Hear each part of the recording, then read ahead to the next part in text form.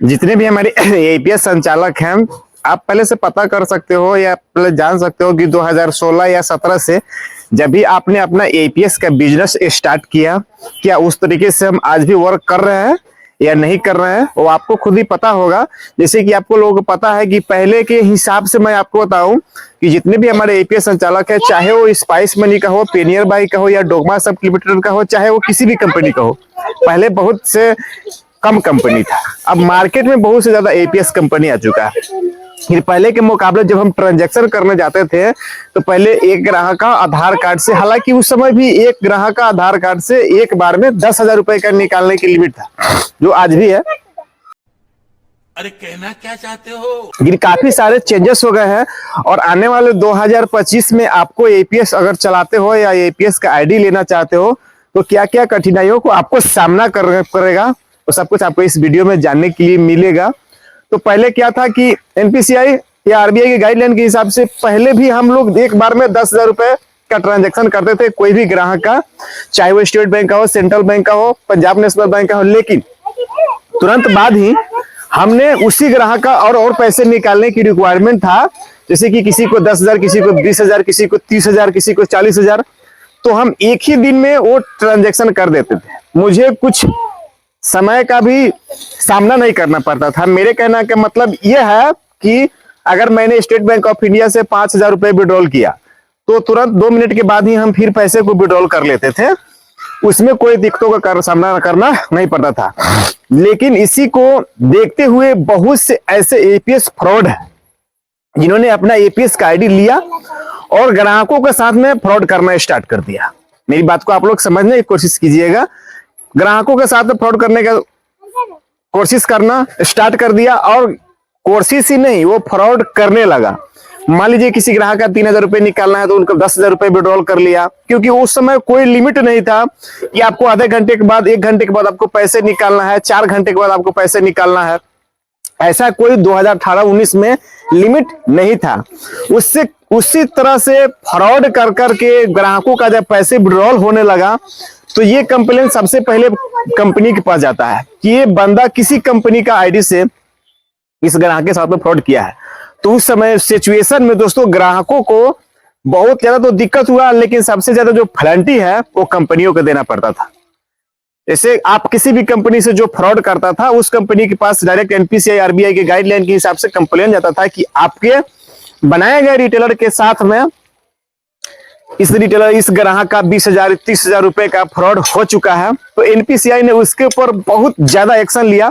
और सबसे बड़ी बात दोस्तों यह है कि ग्राहक को कहीं ना कहीं कंपनी को वो पैसा को चुकाना पड़ता था। आपने तो फ्रॉड कर दिया, सारे रिटेलर फ्रॉड नहीं करते हैं, लेकिन कुछ ऐसे रिटेलर हैं जो आज भी फ्रॉड कर रहे हैं।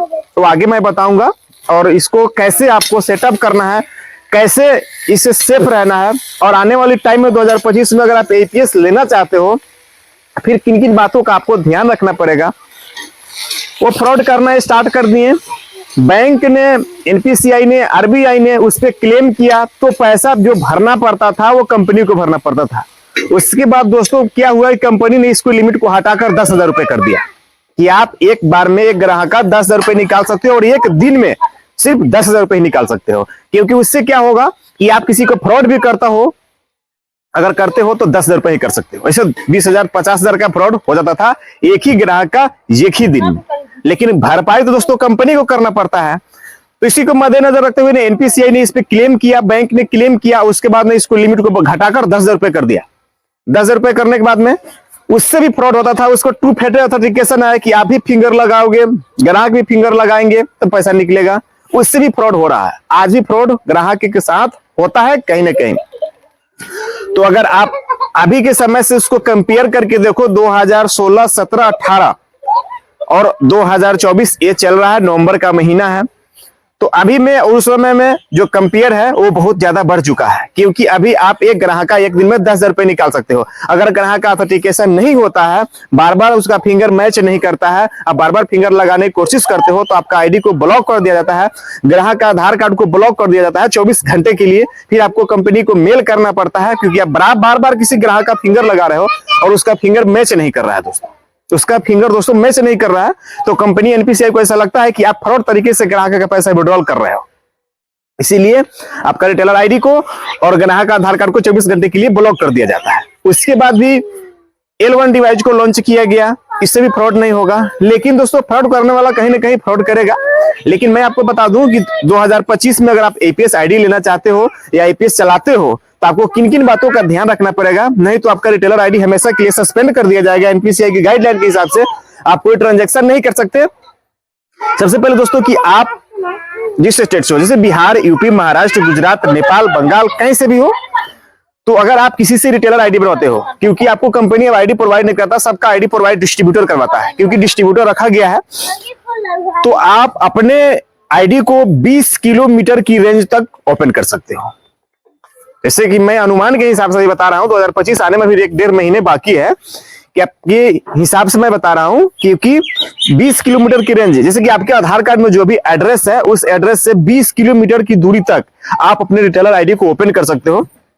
और जिसमें दोस्तों जैसे आप सीएससी कॉमन सर्विस सेंटर लेते हो, तो वहां पे लॉन्गिट्यूड दोनों को भरना पड़ता है, तब जाके आपका आईडी क्रिएट होता है। उसी तरह से अब आने वाले टाइम में 2025 में दोस्तों आपको क्या क्या करना पड़ेगा, अगर आप रिटेलर आईडी बनाते हो, चाहे किसी भी कंपनी का, रॉयडेड का बनाओ, पेमंग का बनाओ, स्पाइस मनी का बनाओ, तो 20 किलोमीटर की रेंज तक आप अपने रिटेलर आईडी को ओपन कर सकते हो। इससे ज्यादा दूर तक अपने रिटेलर आईडी को ओपन करोगे तो आपका रिटेलर आईडी एनपीसीआई की गाइडलाइन के हिसाब से बंद कर दिया जाएगा, फिर आप उसको चाहकर भी ओपन नहीं करवा सकते, क्योंकि आपको बताया जाएगा वहां पे, जब आईडी आप लोगे तो आपको वहां पर बताया जाएगा, सारे कुछ मेंशन किया जाएगा कि भाई अपने आईडी को आप 20 किलोमीटर की रेंज में खोल सकते हो, और जहां पे आपका शॉप है उसी एड्रेस के नजदीकी 20 किलोमीटर तक आपको रेंज दिया जाएगा, या आपका लॉन्गिट्यूड डाल करके वहां पे आपका रिटेलर आईडी को बनाया जाएगा।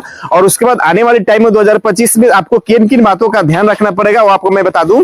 सबसे पहले आपको रजिस्टर मेंटेन करके रखना है कि आपने दिन भर में कितने ट्रांजैक्शन पैसे निकाले हैं, आधार कार्ड से निकाले हैं, माइक्रो एटीएम से निकाले हैं, कितने पैसे का आपने मनी ट्रांसफर किया है, कितने आपने रिचार्ज किया है, वो सब कुछ आपको डाटा में लिख के रखना पड़ेगा, क्योंकि कंपनी कभी ना कभी आपका जब वेरिफिकेशन करे तो उसमें उसको सारे डाटा को दिखना चाहिए कि आपने इस दिन में इतना ट्रांजैक्शन किए हो, इतने मनी ट्रांसफर किए हो, इतने रिचार्ज किए हो, वो सब आपको दिखना चाहिए, आपको डायरी में लिख के रखना है, क्योंकि आने वाले टाइम में वेरिफिकेशन में आपको दिखाना पड़ेगा। और सबसे बात दोस्तों कि अब आप किसी ग्राहक का पैसे निकालते हो, बार बार वहां पे फिंगर लगाते हो, फिंगर नोट मैच करता है, एरर आ जाता है, और बार बार फिंगर लगाते हो, तो इस सिचुएशन में भी आपका रिटेलर आईडी को 24 घंटे के लिए ब्लॉक कर दिया जाएगा, एनपीसीआई के गाइडलाइन के हिसाब से उसको सस्पेंड कर दिया जाएगा।